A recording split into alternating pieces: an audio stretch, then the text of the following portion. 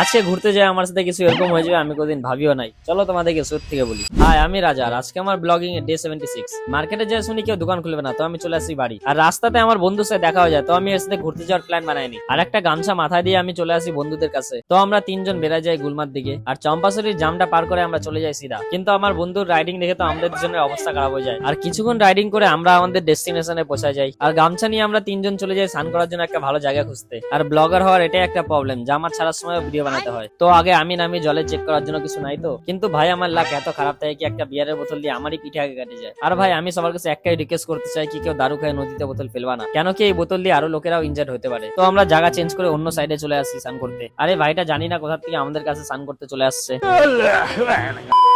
আর এখানে কিছুক্ষণ স্নান করে আমরা রেডি হয়ে যাই বাড়ি যাওয়ার জন্য, কিন্তু আমরা তো এত জলদি বাড়ি যাবো না, তাই আমরা তিনজন চলে যাই অন্য সাইড গুলো এক্সপ্লোর করতে। আর এদিকে ভাই এত সুন্দর ভিউ আসতেছিল।